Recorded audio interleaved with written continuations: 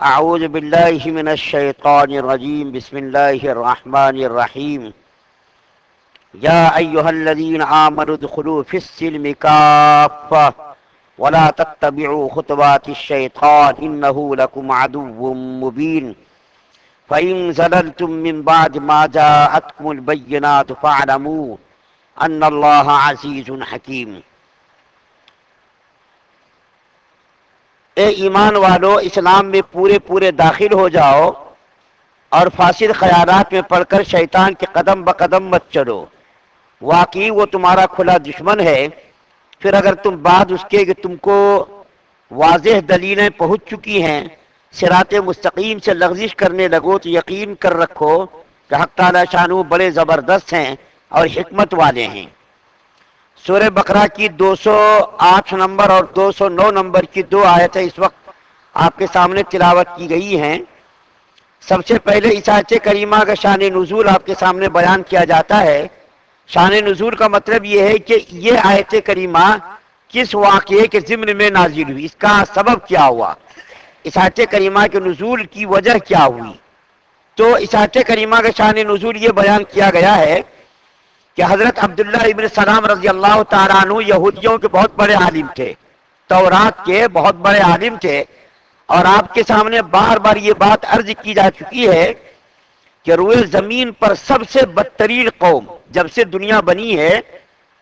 اب تک اور اب سے لے کر قیامت تک سب سے بدترین قوم روئے زمین پر آج جو موجود ہے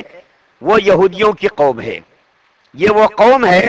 جس نے نبیوں کو نہیں بخشا، ایک دن میں 70 نبیوں کو یہ لوگ قتل کرتے تھے، اور خواہش کے مطابق جب اللہ کا کوئی حکم نازل ہوتا تھا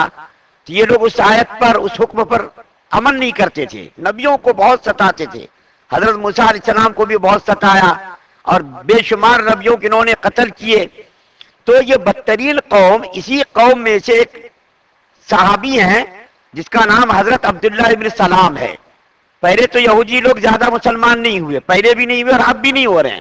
زیادہ تر مسلمان ہونے والوں میں عیسائی تھے، یہودیوں میں بہت ہی کم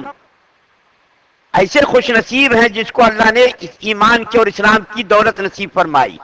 انہی خوش نصیبوں میں حضرت عبداللہ ابن سلام رضی اللہ تعالیٰ عنہ بھی ہیں، جو تورات کے اور انجیل کے عالم تھے، اور ان کو اس کتاب کے اندر یہ بشارت اور خوشخبری ملی تھی کہ آخری زمانے میں ایک نبی آنے والے ہیں۔ چنانچہ انہوں نے جو کتاب کے اندر بشارت پڑھی تھی اس نبی کے انتظار میں تھے یہ۔ چنانچہ اللہ کے رسول صلی اللہ علیہ وسلم جب مکے سے مدینہ تشریف لے گئے تو اس وقت انہوں نے ایمان قبول کر لیا۔ بہت لمبا چوڑا واقعہ ہے، وقت کی قلت کے پیش نظر ہم پورا واقعہ بیان نہیں کرتے۔ تو جب یہ مسلمان ہوئے، اسلام کے اندر داخل ہوئے، چونکہ ان کے مذہب میں پہلے یعنی یہودی مذہب میں ہفتے کے دن کی تعظیم کرنا واجب تھا، ہفتے کے دن کی تعظیم واجب تھی، یعنی آج کا دن جو آج کا دن ہے ہفتے کا دن، ہفتے کی تعظیم یہودی مذہب میں واجب تھی، اور اونٹ کا گوشت کھانا ان کے یہاں حرام تھا۔ بہت ساری چیزیں پہلے مذہب میں جائز تھی اور اس مذہب میں جو ہے ناجائز ہو گئی، بہت ساری چیزیں ناجائز تھی اس مذہب میں جائز ہو گئی۔ بہت ساری ایسی مثالیں ہیں۔ مثال کے طور پر حضرت آدم علیہ السلام کے زمانے میں دو سگے بھائی بہن میں نکاح کرنا جائز تھا۔ اسی طریقے سے یعقوب علیہ السلام نے اونٹ کا گوشت کھانا اپنے اوپر حرام کر لیا تھا۔ تو بہت ساری چیزیں، دو سگی بہنوں کو بھی رکھنا جائز تھا، لیکن اس شریعت کے اندر اس کو ناجائز قرار دیا گیا۔ اونٹ کا گوشت کھانا ناجائز ان لوگوں نے کر دیا تھا، لیکن اس امت میں اونٹ کا گوشت کھانا بھی جائز قرار دیا۔ تو بہت ساری چیز ایسی تھی جو پہلے مذاہب میں ناجائز تھی، جائز ہو گئی امت محمدیہ میں، اور بہت ساری چیزیں جائز چیز کے اندر آ کر کے ناجائز ہو گئی۔ تو حضرت عبداللہ بن سلام رضی اللہ تعالیٰ عنہ عالم تھے، انہوں نے سوچا کہ یہودی مذہب میں ہفتے کے دن کی تعظیم واجب تھی اور اس امت محمدیہ میں اس کی بے تعظیمی واجب نہیں، اونٹ کا گوشت کھانا ناجائز تھا ہمارے یہاں یعنی یہودی مذہب میں، اور اس امت میں یعنی امت محمدیہ میں شریعت محمدیہ میں اونٹ کا گوشت نہ کھانا کیا یہ واجب نہیں ہے، کھانا بھی جائز ہے نہ کھانا بھی جائز ہے۔ انہوں نے یہ سوچا تو اللہ کے رسول صلی اللہ علیہ وسلم کی خدمت میں آئے اور آ کر کے انہوں نے عرض کیا، یا رسول اللہ صلی اللہ علیہ وسلم آپ اگر اجازت دے دیں کہ ہم اونٹ کا گوشت نہ کھائیں اور اسی طریقے ہفتے کی تعظیم کرتے رہیں تو اس میں کوئی حرج بھی نہیں ہے، اس میں دونوں شریعتوں پر عمل ہو جائے گا، موسیٰ علیہ السلام کے مذہب میں بھی عمل ہو جائے گا اور آپ جو شریعت لے کر کے آئے اس کے اوپر بھی عمل ہو جائے گا، دونوں مذاہب کی رعایت ہو جائے گی۔ تو اللہ تعالیٰ نے قرآن کے اندر آیت نازل فرما کر کے اس کی تردید کر دی اور فرمایا ایسا نہیں ہونے والا، یا تو ادھر یا تو ادھر، اس کی بھی تعظیم کرنا اور یہاں بھی جو ہے اس کے اوپر بھی عمل کرنا، ایسا نہیں ہوگا۔ پورے کے پورے کافتن، پورے کے پورے اسلام پر عمل کرو، پورے اسلام کے اندر داخل ہو جاؤ، کچھ باتوں کو ماننا، کچھ باتوں کو نہ ماننا، کچھ باتوں کو ماننا، کچھ باتوں کو چھوڑ دینا، ایسا نہیں ہوگا، پوری باتوں پر عمل کرنا ضروری ہے۔ یہاں ہمارے لیے آپ کے لیے بھی عبرت کا سامان ہے، کیا ہم مسجد میں مسلمان ہو گئے، مسجد کے باہر بھی مسلمان ہونا ضروری ہے۔ یہ نہیں کہ مسجد میں مسلمان ہو گئے، باہر جا کر کے جو مرضی میں آئے وہ کریں گے، کاروبار دل میں آئے وہ کریں گے اور زبان کا جس طریقے چاہیں گے استعمال کریں گے، یہ نہیں، ہاتھ، کان، زبان، پیر، ساری چیزیں اسلام کے مطابق ہونا چاہیے۔ اسلام ایک صرف مذہب نہیں بلکہ اسلام نظام حیات کا نام ہے، پوری زندگی اسلام کے مطابق گزرنا،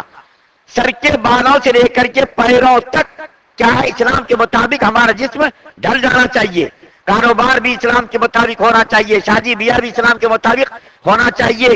اور جو ہے معاملات بھی اسلام کے مطابق ہونا چاہیے، معاشرت بھی اسلام کے مطابق ہونا چاہیے، ہر چیز اسلام کے مطابق ہونا چاہیے۔ ہم کیا کرتے دو موقعوں پر قابو سے باہر ہو جاتے، کنٹرول سے باہر ہو جاتے، ایک تو غمی کے موقع پر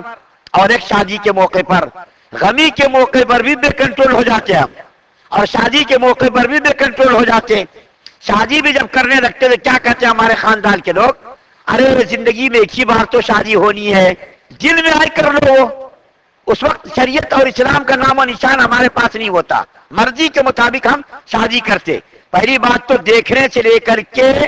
لڑکی کو بچہ ہونے تک بیچ میں کتنے خرافات، کتنے ناجائز کام ہوتے رہتے جس کا شریعت سے اسلام سے کوئی تعلق نہیں۔ منگنی اور اسی طریقے سے شادی سے پہلے مانجا، پھر جو ہے ولیمہ، پھر نکاح کے بعد بچی آتی، بچی آنے کے بعد پھر ایک اور الگ رسم و رواج، بچی کو حمل اٹھانا، اس کے اوپر ایک الگ رسم و رواج، ہر چیز جس کا اسلام سے شریعت سے کوئی تعلق نہیں وہ کام ہوتا۔ گھر کی بہنیں، گھر کی بیویاں اور گھر کی عورتیں شوہروں کو مجبور کرتی ہے یہ کام کرنا ہے۔ ہم یہاں آپ کے سامنے بات کر رہے ہیں، آپ کے ذہن میں آ رہا ہے کہ یہ بات صحیح بالکل کہہ رہے مولانا، بالکل ماننا چاہیے، ایسا کرنا چاہیے، لیکن جب شادی کا موقع آیا، غمی کا موقع آیا، خوشی کا موقع آیا تو عورتیں اتنا مجبور کر دیتی ہیں، اتنا مجبور کر دیتی ہے، بیچارے مرد مجبور ہو جاتے،